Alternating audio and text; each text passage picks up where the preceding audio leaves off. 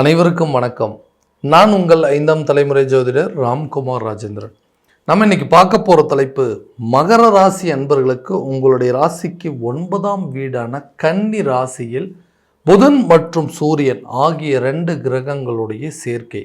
கன்னி மாதத்தில் இணையக்கூடிய இந்த சூரியன் மற்றும் புதன் ஆகிய 2 கிரகங்களுடைய சேர்க்கை புதன் ஆதித்ய யோகம் என்று அழைக்கக்கூடியதுங்க.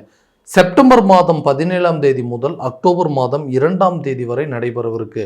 இந்த புதன் ஆதித்ய யோக காலகட்டங்களில் மகர ராசி அன்பர்களுக்கு தங்களுடைய வாழ்க்கையில் எந்த விதமான அற்புதங்கள் மற்றும் சிறப்புகளை கொடுக்க போகுது அப்படிங்கிறத இந்த காணொலியில் தெளிவாகவும் துல்லியமாகவும் பார்க்கலாங்க. நம்ம சேனலை ஃபஸ்ட் டைம் பார்க்குறவங்க வந்து சப்ஸ்கிரைப் பண்ணிக்கோங்க. பெல் பட்டனை கிளிக் பண்ணி ஆல் அப்படிங்கிற ஆப்ஷன் கொடுத்துக்கோங்க. சனி பகவானை அதிபதியாக கொண்ட மகர ராசி அன்பர்கள் தைரியசாலிகள், துணிச்சல் மிக்கவர்கள். தன்னுடைய விஷயத்தில் எல்லாமே தன்னுடைய சுய சிந்தனாலையும் தன்னுடைய சுய முயற்சியால் மட்டுமே வெற்றி காணக்கூடிய ஒரு ராசிக்காரர்கள் அப்படின்னு சொல்லாங்க. யாருடைய தெய்வம் எப்போவுமே எதிர்பார்த்தது இல்லை. மற்றவங்களுக்கு உதவி செஞ்சு தான் பழக்கமே தவிர யாருக்கிட்டையும் ஒரு உதவியை எதிர்பார்த்த நபர்கள் இவங்க கட்டாயம் கிடையவே கிடையாதுங்க. கடந்த சில காலகட்டங்களில் சனி 7.5 சனியோட ஆதிக்கத்தில் நிறைய இழப்புகளையும் நஷ்டங்களையும் மனவேதனைகளையும் வருத்தங்களையும் சந்தித்த உங்களுக்கு இந்த வரக்கூடிய புதன் ஆதித்ய யோக காலகட்டங்களில் நிறைய அதிர்ஷ்டகரமான சூழல் அப்படிங்கிறது ஏற்பட போகுதுங்க. இது வரைக்கும் உங்களுடைய தொழிலில் நிறைய மாற்றங்களை பண்ணணும், புதிய முன்னேற்றத்திற்கு பாதையை நோக்கி போகணும், புதுசாக நிறைய பிரான்ச்சஸ் ஓப்பன் பண்ணணும், இல்லை ஒரு இடத்துலேருந்து இன்னொரு இடத்துக்கு மாற்றணும் அப்படின்னு சொல்லி நிறைய பிளான்ஸ் எல்லாம் பண்ணிகிட்டு இருப்பீங்க. அந்த பிளானை கரெக்டாக எக்ஸிக்யூட் பண்ணுறதுக்கான காலகட்டங்கள் இருக்கும். உங்கள் பிஸ்னஸை வேறு லெவலுக்கு, அதாவது அடுத்த லெவலுக்கு கொண்டு போகிறதுக்கான சில சூழல் அப்படிங்கிறது கண்டிப்பாக ஏற்படக்கூடிய ஒரு காலகட்டங்கள். ஒரு பிஸ்னஸ் பண்ணிகிட்டு இருக்குங்க, அடிஷ்னல் இன்னொரு பிஸ்னஸ் ஸ்டார்ட் பண்ணலாங்க. இல்லை உங்கள் பிஸ்னஸை எக்ஸ்பேண்ட் பண்ணுறதுக்கு ஒரு இடத்துலேருந்து இன்னொரு இடத்துக்கு மாற்றலாம், அல்லது புதுசாக ஒரு சில பிரான்ச்சஸ் ஓப்பன் பண்ணலாங்க. புதிய ஃப்ரான்ச்சைசி கிடைப்பதற்கான வாய்ப்புகள், உங்கள் பிஸ்னஸில் நல்ல லாபகரமான சூழல், நீங்கள் ஆரம்பித்த எல்லா விஷயமும் வெற்றி காணக்கூடிய ஒரு காலகட்டமாக இருக்க போகுது. உங்களை மாதிரி அதிர்ஷ்டசாலிகள் வேறு யாருமே இல்லை அப்படின்னு மற்றவங்க உங்களை பார்த்து பொறாமப்படக்கூடிய ஒரு காலகட்டமாக இருக்க போது. இந்த தொழில் ரீதியாக இருக்கக்கூடிய நபர்களுக்கு, உத்தியோகஸ்தர்கள் என்று சொல்லக்கூடிய நபர்களுக்கு, வேலைக்கு போயிட்டுருக்கிறவங்களுக்கு, வேலையில் நிறைய கஷ்டப்படுறவங்க, ஹார்ட் ஒர்க் பண்ணுறங்க, ஹார்ட் ஒர்க்கை வந்து நிறைய என்கிட்ட வந்துட்டு சொல்கிறாங்க, இவர்கிட்ட இந்த வேலையை ஒப்படைச்சா கண்டிப்பாக ஒரு நல்லபடியாக செஞ்சு முடிச்சிடுவோன்னு சொல்லி எல்லா வேலையும் என்கிட்ட கொண்டு வந்து கொடுக்குறாங்க. ஆனால் அந்த வேலைக்கு உண்டான அந்த உழைப்பிற்கேற்ற ஊதியம் அப்படிங்கிறது இல்லைங்க. ஒரு சேலரி இன்க்ரிமெண்ட் கிடையாதுங்க, ஒரு ப்ரொமோஷன் கிடையாது, ஒரு ட்ரான்ஸ்ஃபர் கேட்டால் கூட சரியாக கிடைக்க மாட்டேங்குது. இந்த வேலையை விட்டு வேறு வேலைக்கு போயிடலாம் அப்படின்னு சொன்னால் கூட நிறைய இன்டர்வியூஸ் அட்டன் பண்ணிட்டேங்க, நான் இதுலேயும் செலக்ட் ஆகிற சூழ்நிலை இல்லை. இது எல்லாத்தையும் விட்டு வெளியூர்லேயோ அல்லது வெளிநாட்டிலையோ கொஞ்சம் நாளுக்கு வேலை பார்த்துட்டு வந்தோம்னா கை நிறைய சம்பாதிக்கலாம், அந்த பிரச்சனை எல்லாத்தையும் தீர்த்தலாம்னு நினச்சா அதுக்கும் எனக்கு வந்து சரியான விதத்தில் அமையலைன்னு யோசிச்சிருக்கவங்களுக்கு கண்டிப்பாக இந்த வேலை தேடக்கூடிய நபர்களுக்கு புதிய வேலை கிடைக்குங்க. வேலையில் சம்பள உயர்வு, பதவி உயர்வு கிடைக்குங்க.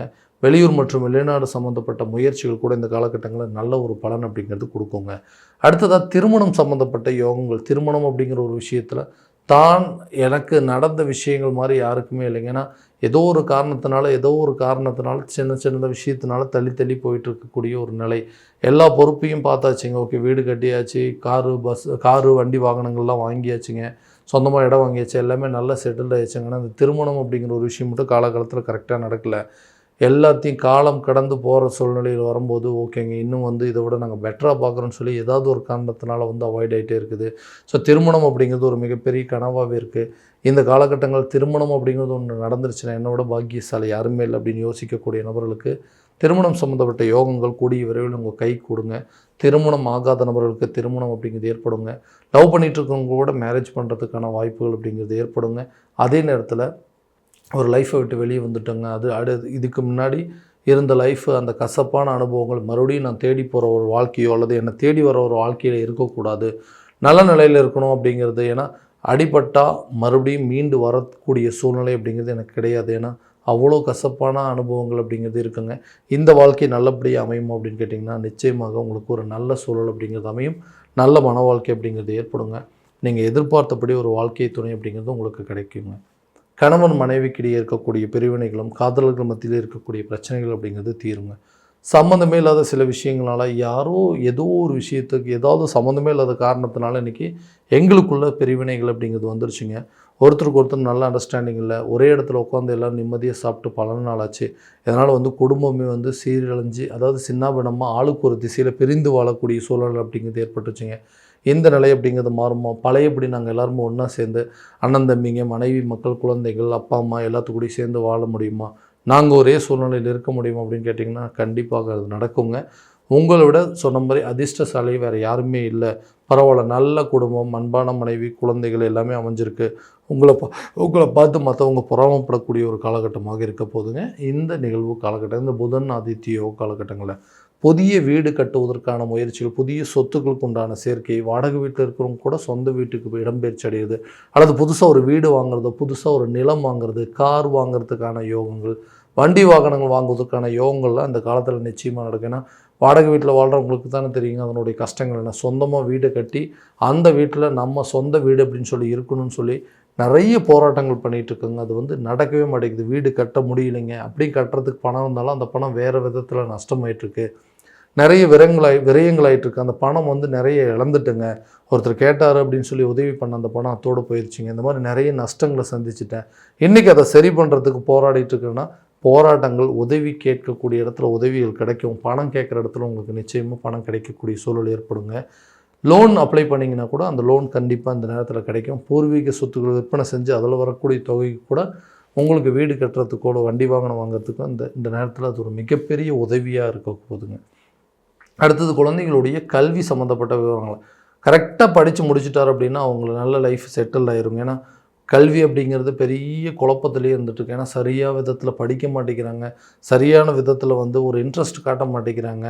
ஞாபக மறதி ஜாஸ்தி ஆகிட்டே இருக்குதுங்க. கல்வியில் நாட்டமே இல்லாமல் இருக்குது. நான் ஆசைப்பட்ட மாதிரி ஒரு கல்வி அப்படிங்கிறது படிக்க முடியலன்னு யோசிக்கிறவங்களுக்கு இந்த வரக்கூடிய காலகட்டங்களில் ஞாபக மறதிகள் அப்படிங்கிறது அகலுங்க. தான் விருப்பப்பட்ட துறையை தேர்வு செய்வதற்கான வாய்ப்புகள், கல்வியில் நல்ல ஒரு முன்னேற்றம் அப்படிங்கிறதும், கல்வியில் இதுவரை இருந்தும் அந்த வீண் விரயங்கள் அப்படிங்கிறதெல்லாம் கட்டாயமாக குறையக்கூடிய ஒரு காலகட்டமாக இருக்க போது. ஆரோக்கியத்தில் கண்டிப்பாக கவனம் செலுத்தணுங்க. ஆரோக்கிய ரீதியாக இதுவரை இருந்த அந்த பிரச்சனைகள் அப்படிங்கிறது உங்களுக்கு விட்டு தீரப்போகுது.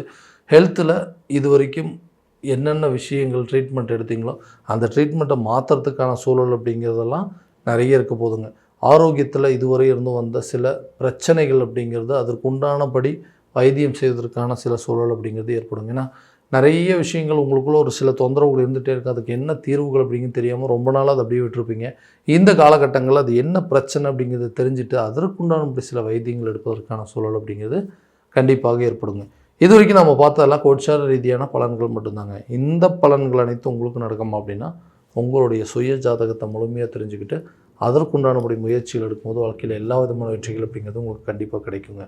உங்கள் ஜாதகத்தை எங்கிட்ட பார்க்கணும்னு விருப்பப்பட்டீங்கன்னா கீழே தெரிகிற நம்பருக்கு காண்டாக்ட் பண்ணி அப்பாயின்மெண்ட் ஃபிக்ஸ் பண்ணிக்கோங்க. அப்படி இல்லையா உங்களோட ஜாதகத்தை வாட்ஸ்அப் மூலமாக அனுப்பிச்சி வச்சிங்க அப்படின்னா தெளிவாக கணிச்சு துல்லியமாக பலன்கள் உங்களுக்கு தெரியப்படுத்தப்படும். மீண்டும் அடுத்த காணொளியில் உங்களை சந்திக்கும் வரை உங்களிடமிருந்து விடைபெறுவது உங்கள் ராம்குமார் ராஜேந்திரன். நன்றி.